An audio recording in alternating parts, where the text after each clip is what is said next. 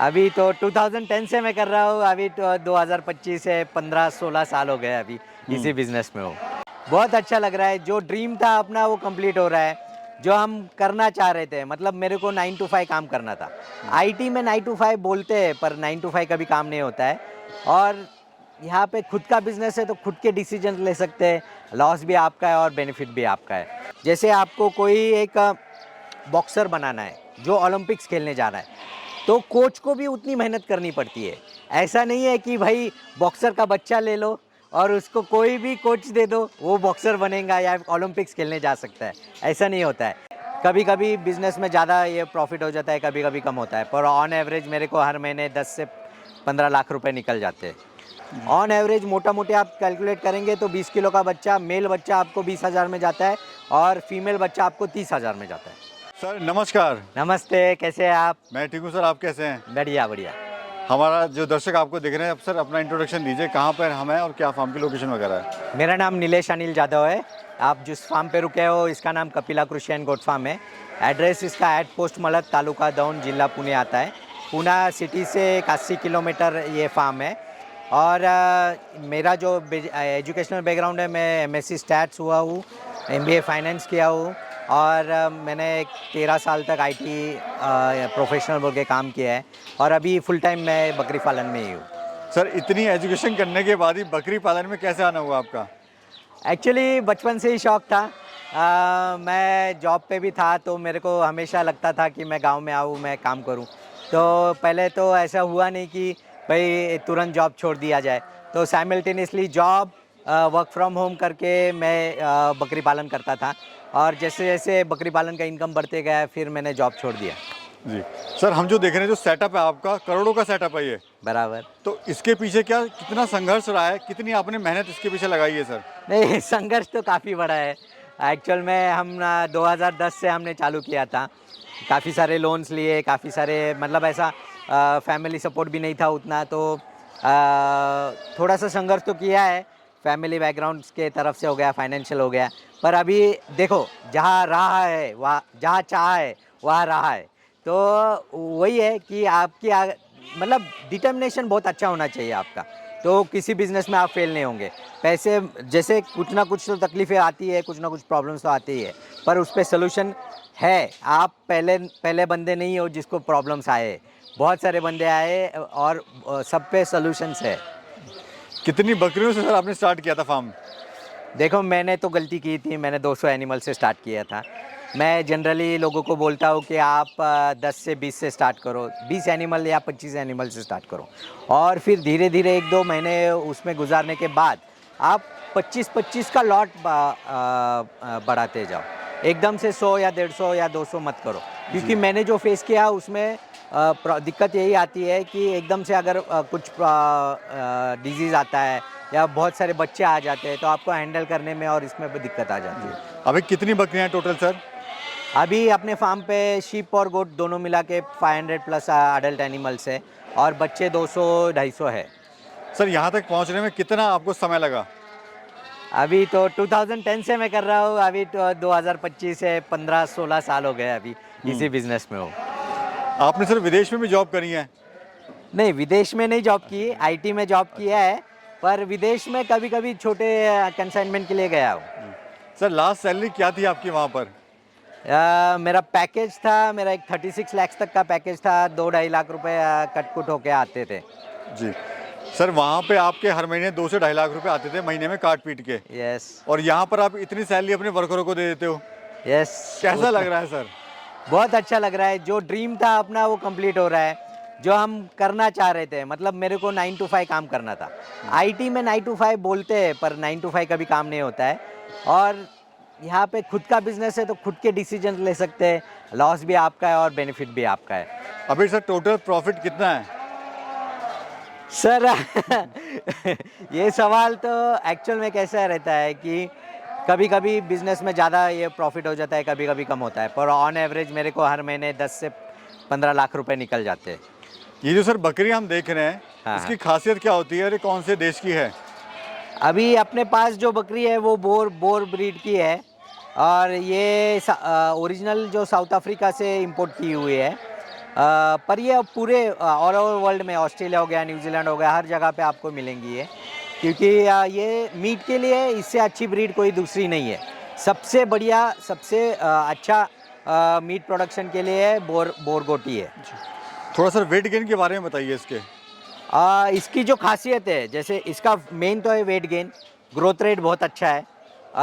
Double मतलब 3 महीने का बच्चा इसका 20 से 25 किलो तक जाता है, जहाँ पे अपना नॉर्मल बकरी का 10-12 किलो का रहता है। तो ये डबल ग्रोथ रेट देता है। और इसका FCR जो है, मतलब फूड कन्वर्शन रेशो, अभी 1 किलो दाना खाएंगे तो 50-60 ग्राम इससे ज़्यादा आपने को देसी बकरी में वेट गेन नहीं मिलता है। इसमें आपने को 150 से 200 ग्राम तक वेट गेन मिलता है, मतलब ऑलमोस्ट 3 टाइम्स अपने को ज़्यादा वेट गेन मिलता है। सर ये इसका जी हाँ, इसका और क्या खासियत है कि इसका जो रूमेन है वो बड़ा है, उसके वजह से भी FCR ज़्यादा मिलता है और इसकी कभी डिटोरेट नहीं होता है हेल्थ, और इसका ट्विंस देने का परसेंटेज भी बहुत अच्छा है। सर ये इतनी महंगी क्यों बिकती है, कौन लोग हैं जो इसको खरीदते हैं? देखो, मेरे खुद को ये आप 15 साल दे चुका हूँ एक ब्रीडर बोल के खुद को एस्टेब्लिश करने के लिए। ऐसा है कि जैसे आपको कोई एक बॉक्सर बनाना है जो ओलंपिक्स खेलने जा रहा है, तो कोच को भी उतनी मेहनत करनी पड़ती है। ऐसा नहीं है कि भाई बॉक्सर का बच्चा ले लो और उसको कोई भी कोच दे दो, वो बॉक्सर बनेगा या ओलंपिक्स खेलने जा सकता है, ऐसा नहीं होता है। तो वही समझना बहुत ज़रूरी है। आप 1 साल में जेनेटिक्स तो लेके जाएंगे मेरे यहाँ से, बहुत अच्छा जेनेटिक्स आपको मिल जाएगा, मतलब बॉक्सर का बच्चा तो आपको मिल जाएगा, पर मेरे जैसा कोच कहाँ से लाएंगे आप? तो कोच जब तक आप सीखेंगे, उसमें एक्सपीरियंस होंगे, तब आप खुद को ब्रीडर बन के ये करते हैं। और ये ब्रीडर बनने के लिए हमें कॉस्टिंग भी ज़्यादा लगता है, जैसे इंफ्रास्ट्रक्चर का कॉस्टिंग हो गया, लेबर थोड़ा ज़्यादा रखना पड़ता है, फीड का थोड़ा ज़्यादा रखना पड़ता है, फीड सप्लीमेंट्स देने पड़ते हैं। उससे फ़ायदा क्या होता है कि इसकी हड्डियाँ, इसके जो बोन्स वगैरह है, ये बहुत अच्छे तरह से ग्रो कर पाते हैं बचपन में ही, और उसके वजह से ये आगे जाके माइक टाइसन बनेगा, मतलब इसका प्रोडक्शन अच्छा देगा, ज़्यादा इसका लाइफ स्पैन होगा, ज़्यादा से ज़्यादा बच्चे देगा। तो इसीलिए हम इसको थोड़ा सा महंगा बेचते हैं। आप इसको लेके जाके आप मीट के लिए प्रोडक्शन कर सकते हैं, आप उसके बच्चे मेल, एटलीस्ट मेल बच्चे आप मीट के लिए सेल कर सकते हैं। और जो फीमेल बच्चे हैं उससे देखो, आप ब्रीडर नहीं बने फिर भी आपके पास एक जेनेटिक्स तो अच्छा है, तो आपको 2 पैसे थोड़ा ज़्यादा मिलेंगे फीमेल्स बच्चे सेल करके, क्योंकि अभी भी इंडिया में बोर गोट्स बहुत कम है। अभी सर मार्केट रेट क्या चल रहा है इसका? अभी देखो, ये ब्रीडर बोल के हम सेल करते हैं, तो उसका जैसे क्वालिटी आता है उसके ऊपर रहता है। पर हमारे यहाँ पे हमने जो रेट है वो फिक्स करके रखा है, हम केजी के हिसाब से सेल करते हैं। और 20 किलो के ऊपर के बच्चे, मतलब 3 महीने के ऊपर के बच्चे हम सेल करते हैं 1000 रुपीज़ किलो से मेल और 1500 रुपीज़ किलो से फीमेल। ऑन एवरेज मोटा मोटे आप कैलकुलेट करेंगे तो 20 किलो का बच्चा, मेल बच्चा आपको 20,000 में जाता है और फीमेल बच्चा आपको 30,000 में जाता है। टोटल सर फार्म का एरिया कितना है और उसका कॉस्ट क्या है पूरे फार्म को बनाने में? शेड का कंस्ट्रक्शन देखेंगे तो मेरे पास एक 1600 से 1800 स्क्वायर फीट के शेड्स है सारे मिला के। मेरे पास गोडाउन्स वगैरह 700-800 स्क्वायर फीट के है। और सब एरिया देखेंगे तो ये एक 4 से 5 एकड़ में ये फैला हुआ मेरा पूरा शेड है।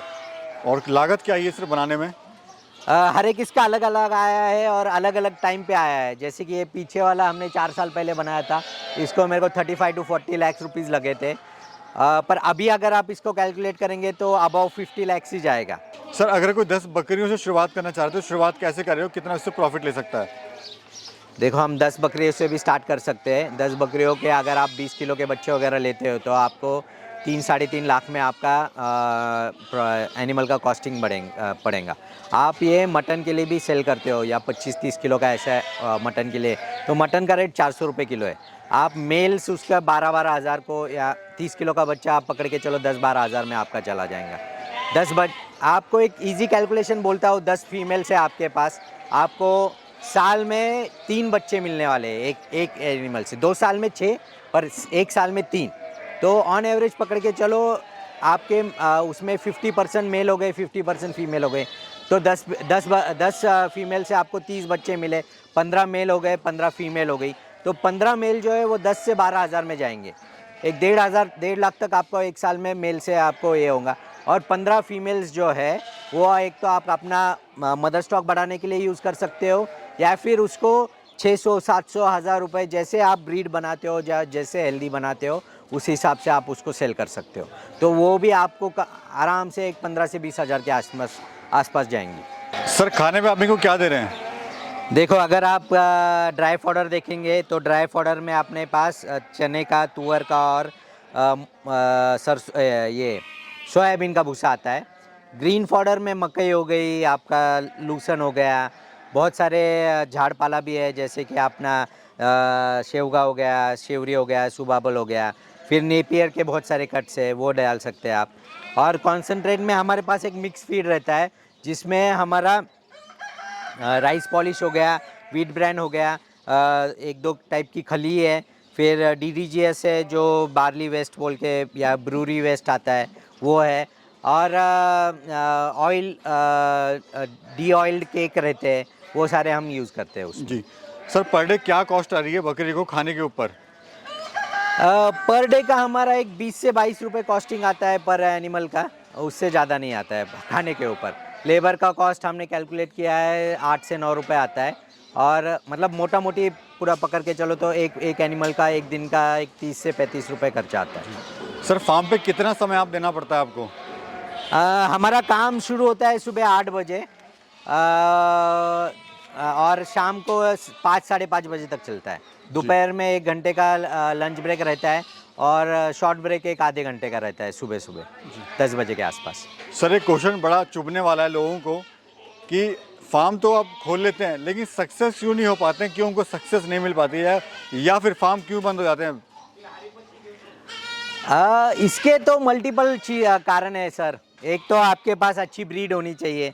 एक अच्छी ब्रीड नहीं रखेंगे, कोई भी ब्रीड रखेंगे तो अनसक्सेसफुल रहेंगे ही रहेंगे, क्योंकि आपको प्रोडक्शन कॉस्ट, आपका जो उसको लागत लगने वाली है वो ज़्यादा हो जाती है और आपको जो बच्चे मिलने वाले हैं वो कम हो जाते हैं। सर एक क्वेश्चन पूछना चाहता हूँ कि जो अक्सर हम देखते हैं बकरी फार्म में प्रॉफिट भी लोग बताते हैं लाखों करोड़ों का, लेकिन फार्म क्यों बंद हो जाते हैं फिर?